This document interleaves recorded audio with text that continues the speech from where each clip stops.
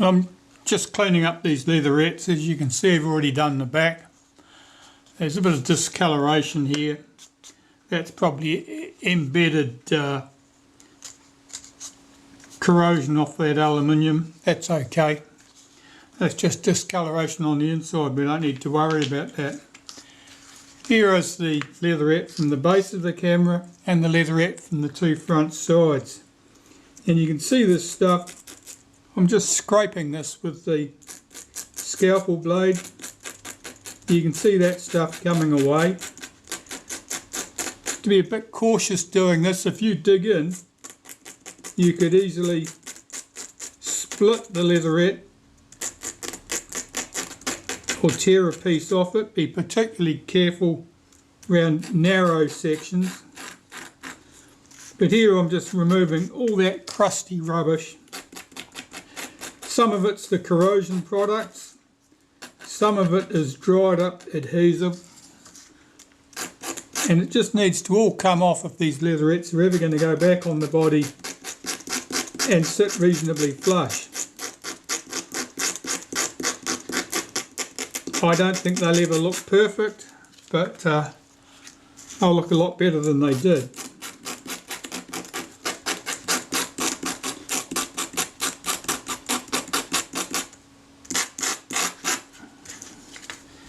And you could probably fairly say this is a fairly extreme case for a camera that you're wanting to return to working condition. It's not one you'd rush out and buy, but you might have inherited a camera like this. Or you may simply enjoy the challenge.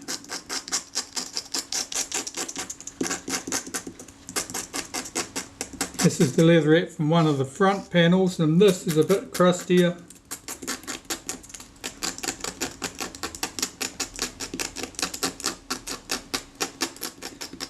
Got to be careful here to see that I get the crusty lumps out of the hollows on the inside, which of course form the bumps on the outside.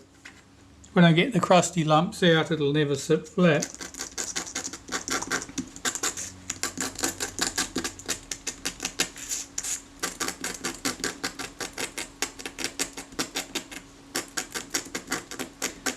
There are other ways you could clean these. Well, you can certainly have a go with warm water and a bit of dish soap.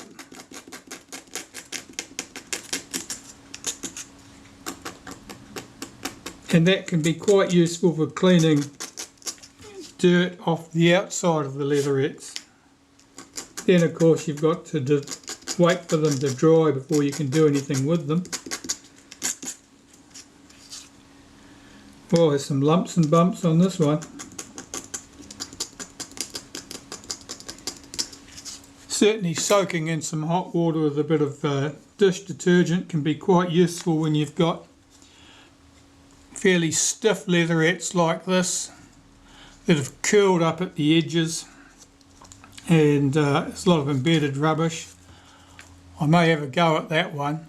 What I'll do is I'll soak it in some hot water with a bit of dish soap, give it a wipe down while it's still in a wet state, and I'll put it between two pieces of tissue paper and press it with a warm iron, not a hot iron, and hopefully that'll flatten that out so that it doesn't curl up around the edges, because when you've got stiff leatherettes that are curled up at the edges, there's very little chance that they're going to lie down flat and smooth on the camera. The adhesive doesn't grab that quickly or that determinedly that it'll smooth them out. This is probably the crustiest of all the leatherettes.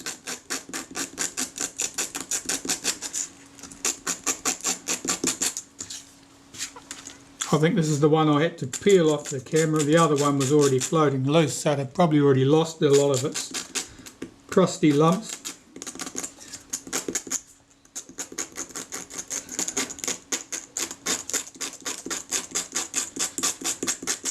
So I suppose this brings about the question of what do you do with your leatherette if you crack it?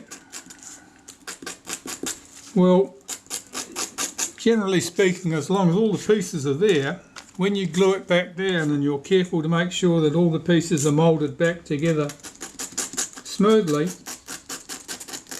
any crack is not easy to see, and it can be disguised later with a bit of black wax.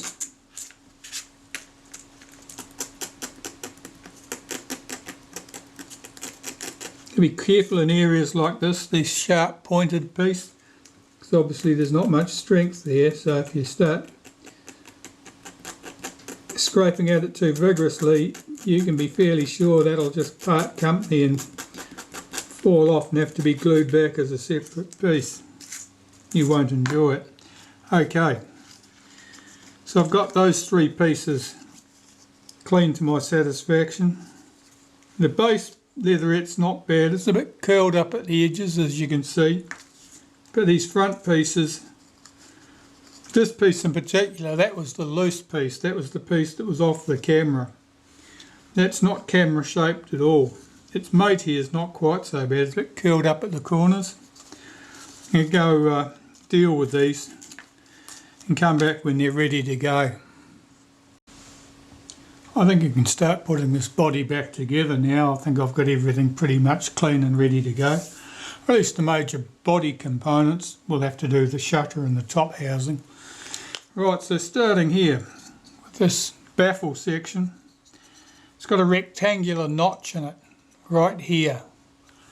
That lines up with a hole in the a knob on the casting at that point. That just drops in there. I think at one stage, looking at the marks around here, this was glued in, but there's no special need for that to be glued in. It's not really going to go anywhere. Once the front's on, it's held in there pretty firmly.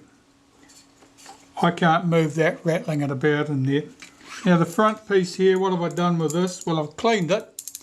There was a bit of sticky old grease on the shutter release section. I've just flushed that away with naphtha, made sure that's nice and clean. And I put a little bit of graphite powder under this and worked it backwards and forwards and blew away the excess. The advantage graphite powder has in a situation like that over a grease or an oil is it won't attract dust over time. It won't go sticky. This little lever here, that's connected up to this cocking piece at the front. Now that will sit pointing upwards as you put this on the body. And there are 4 screws that hold that in place. And I think I've even got them all here at the same time. Of course, you'll have been taking great notice of which screws went where. But these screws are about between 5 and 6 millimetres long, I'd say, I guess. Flat head or countersunk head. Threaded all the way up the screw shaft. So as usual, I'll get all the screws in place. Once they're all in place, you can tighten them up.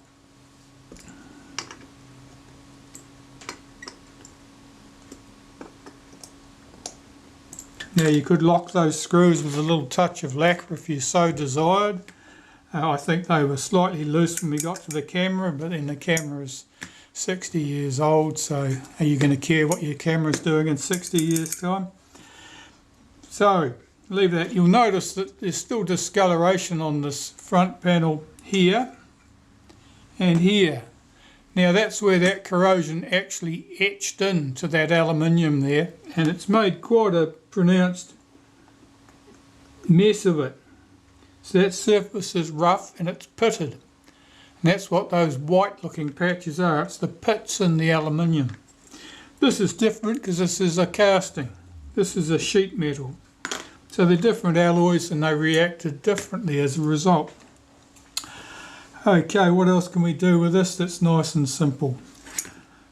Let's put the tripod socket in place.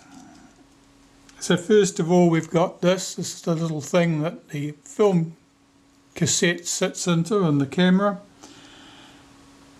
That goes in there, and if you put it in upside down you won't be able to line up anything or get anything together, so you'll soon discover which way round that goes. And that's held in with 3 screws. These screws are a little bit longer than the ones holding the front together, and they are not threaded all the way up. You're about, what's that, 6 millimeters long, maybe 7. I could measure them, but that would make life too easy for you. Get the 3 screws in place and tighten them up.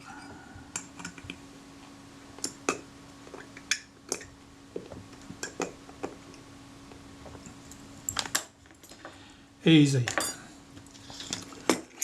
Next, our release lever. The release lever is the lever that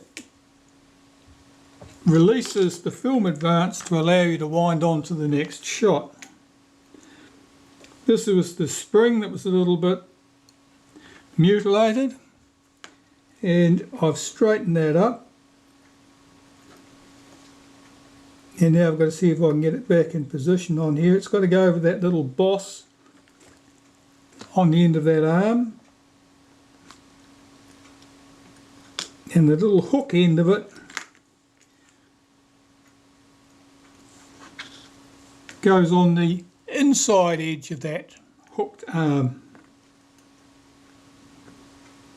because you'll be very frustrated if you put the thing on back to front.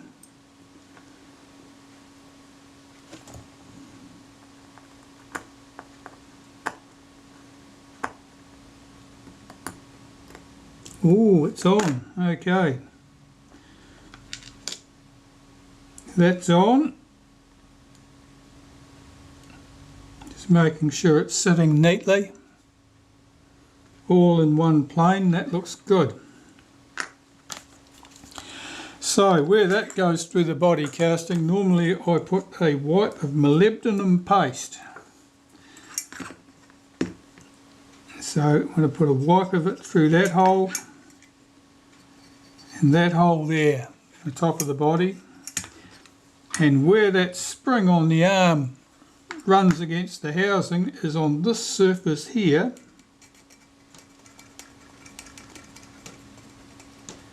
So I'm just giving that a wipe of molybdenum paste, and all you're doing is leaving a dirty mark there. You're not trying to leave a huge greasy looking deposit.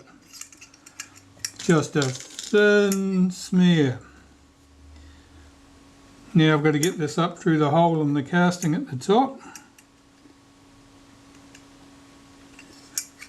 and do that without damaging the spring. So that's in place. I'm holding that with my finger from below, and we have the return spring for our release lever, which can pop on the top there. That's a fairly, there's 2 springs, oh, there's about 3 springs that look vaguely the same. That's the lightest of the 3.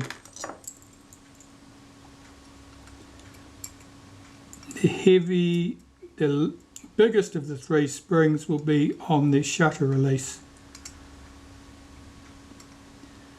I've got to get this started on the top of that shaft, and the reason it's a problem is that the shaft is a split shaft, and getting the screw started is not always particularly easy. And the reason the shaft is split is to provide some friction against the screw so that you can set the adjustment, the distance that this thing is set at, and it will stay there. You don't lose your adjustment. Okay, that's looking useful. I think that'll do the job. Just checking my spring here, making sure that appears to be doing its job. Will that keep everything in line? Yes, that looks like it'll work. Okay, so what's next on the agenda? I think the film advance shaft would go next. So I've cleaned this sprocket, this take-up spool. In fact, I put a little drop of naphtha on a cotton bud and gave that a wipe and ran it up through the middle.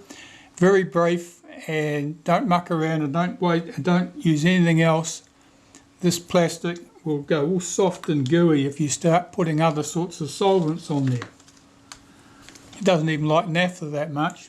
Here's the little metal bush that goes in the base. It goes in the round hole. It does not go in the slotted hole.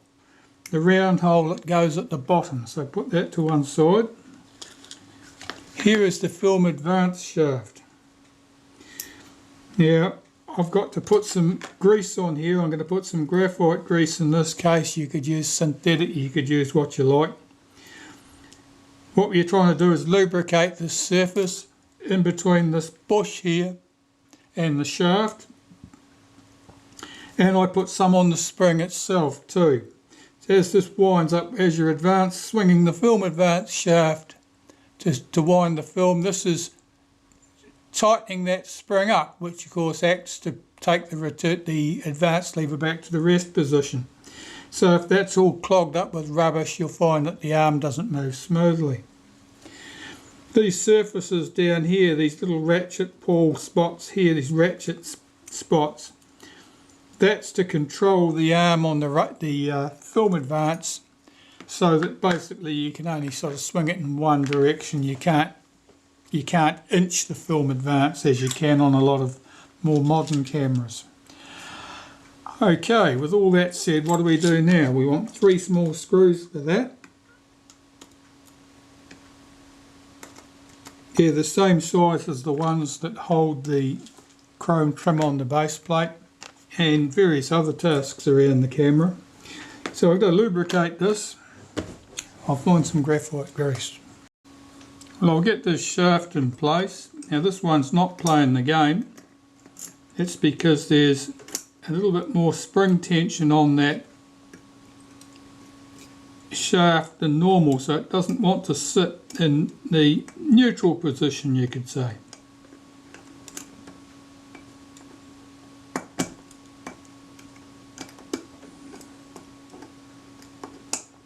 And that is not sitting down correctly, so I'm picking that the spring is not sitting correctly. Let's see what we've got. Yes, I can see one of the screw holes, I think. Right there.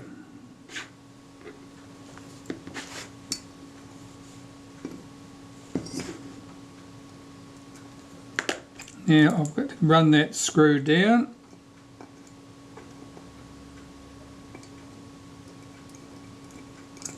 That time it went without a fight. Make sure that spring is tucked down correctly in there, and that lever is sitting correctly in that notch. Now we will put another screw in there. We're not going to put the whole 3.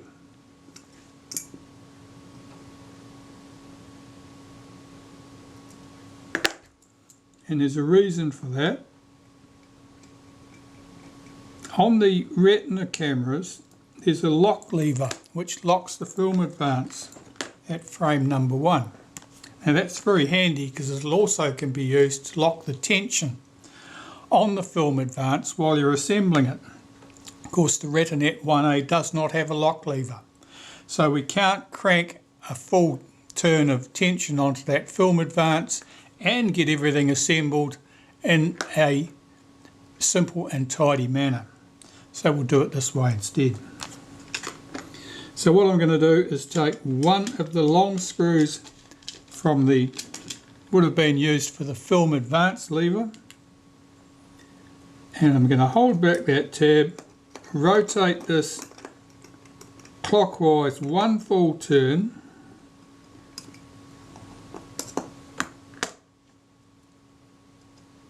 drop that long screw down into the 3rd position,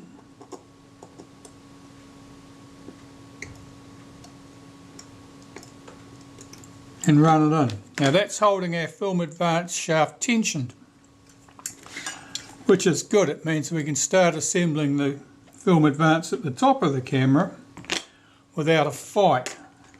And once we have it assembled at the top, we can take the screw out because the mechanism at the top will hold things together. Now here's my clutch assembly, pre-lubricated. I have got various video clips of this process done on this camera, but not particularly in the order you're currently seeing them, and I will cut into them as I can. I'm not videoing everything again. It's fair to comment that this has given me a little bit of grief, this one. Things just haven't behaved as they should, let's just say that. Why is that not sitting down on the clutch? Oh, that's why. We had a little obstruction in there. It had picked something up that shouldn't have been there.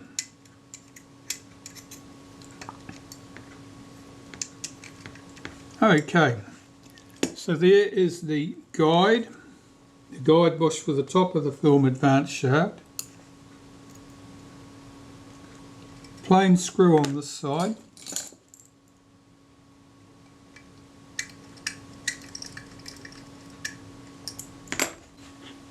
We'll put that little standoff in there, flat side up. The pawl goes in this way. The shoulder screw goes through here.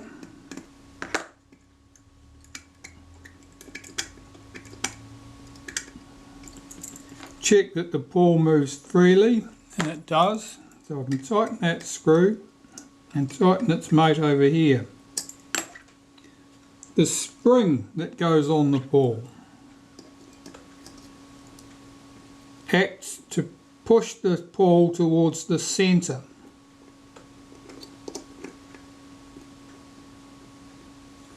So that's now sprung loaded. It doesn't need to be strongly sprung loaded. That might be a little bit weak. I'll just give that spring a tweak. Oh, now it's got heaps. It just needs to have some load to that. I'll put the gear on here. If I rotate it anti-clockwise, it should push the pawl out of the way. It would have done if I hadn't tensioned the spring up quite so much. There we go. And mesh with the gear on the top of the film advance. I'm just rolling that take-up spool with my thumb. That should do us. Just checking the base to make sure nothing's moved or jumped or gone somewhere I don't want it to.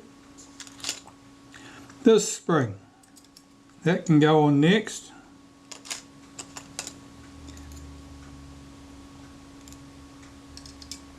Then that plate. This drive dog, there's bevels, little bevels on one corners, opposite corners. The bevels go face downwards. To get that on there. Now we're going to put this piece on. This is the piece that cocks the shutter. So first thing to do is this little thing at the front which cocks the shutter. Make sure that's rotated all the way anti-clockwise. So its arm is down on this side, not down on that side. That's because this needs to go behind the arm. Okay, so we'll see if I can fit this in the body.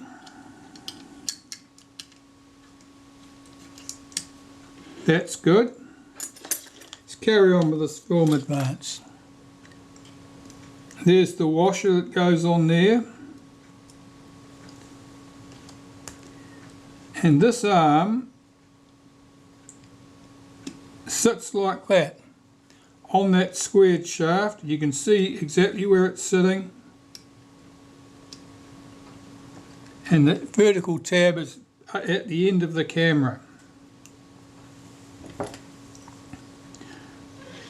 Now I'll just get the screw run down into there.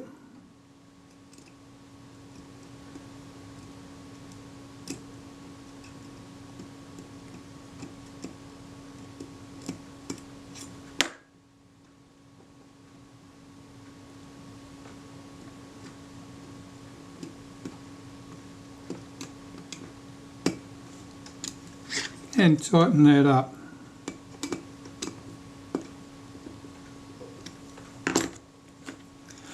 Okay, I can take that long screw out from the base now because we don't need to lock the film advance.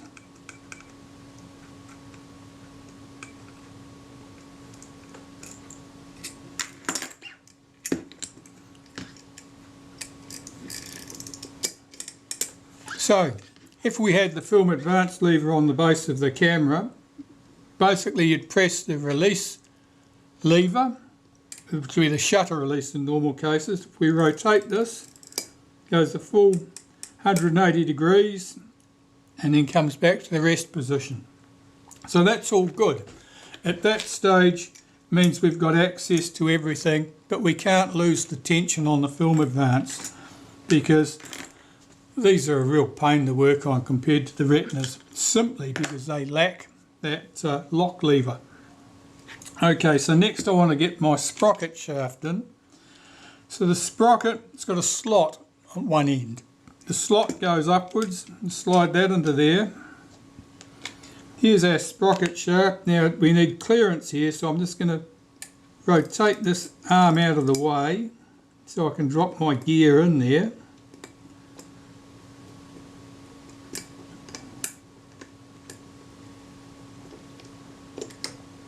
Of course it doesn't want to go. Well, it wouldn't, would it?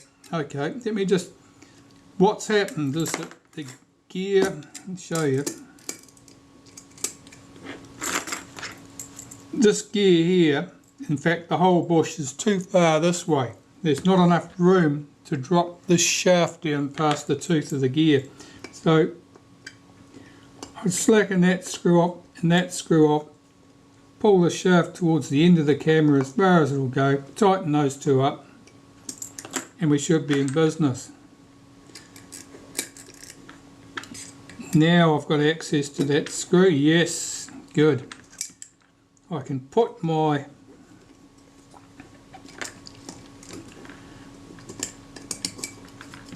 sprocket in there, which has fallen out while I've been talking.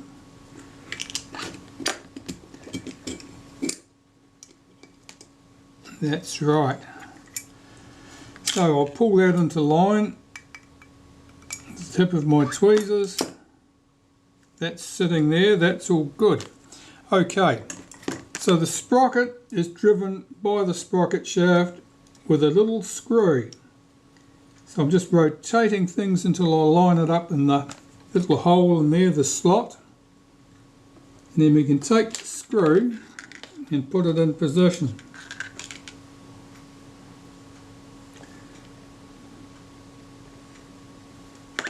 A lot of these tasks are the same tasks you would do on a retina, except they're done in a different order on the retinette to overcome the problem caused by there being a lack of lock lever. Okay, so that looks good. That lever must be sitting out of position. It is. Get that back where it should be.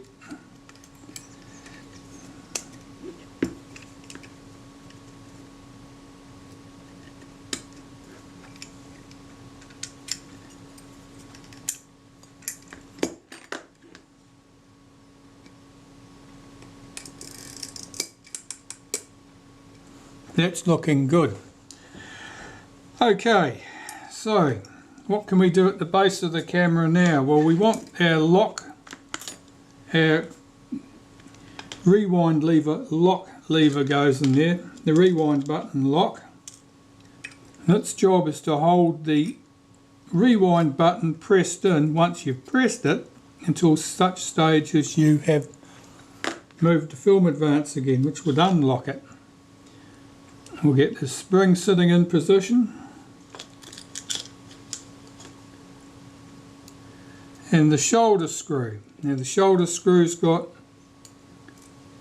two shoulders on it, one for the spring and one for the lever, and you need to make sure that when you do it up you do not get the lever trapped underneath the shoulder of the screw. Otherwise the lever won't be free to move.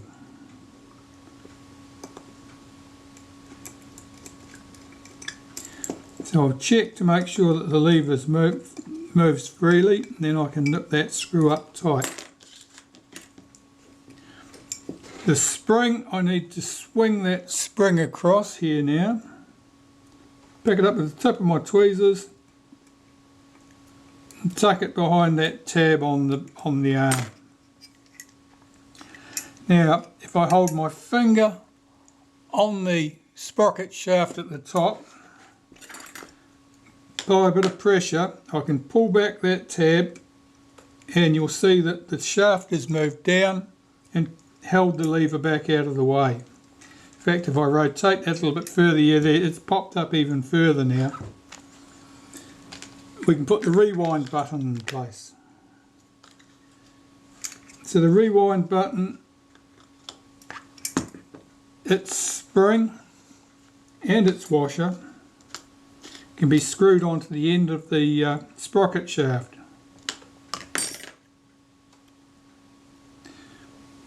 Now these have been previously lubricated because I have started assembling this mechanism 2 or 3 times, trying to find the most straightforward way for people to do it without too much backwards and forwardsing. Okay, so that's in place. I checked that the button depresses, meaning it goes past down through the washer as it should do. Now, holding the sprocket with my thumb, I use my pliers to tighten that button, and that's good. Okay, so at this stage we're just about done in here. Have I replaced that small screw yet? I don't think I have. No, the missing screw. So I took the long screw back out, but I haven't put a short screw in place yet, so I'll put one in there.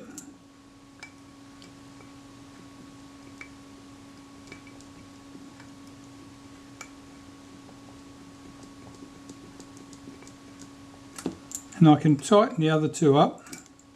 Well, they're pretty tight anyway by the looks of it. They are. Check that that spring's tucked down correctly. And I can put the chrome plate on the base of the camera. And after that, I can put the advance lever on. Nothing else needs to be done here. We're good.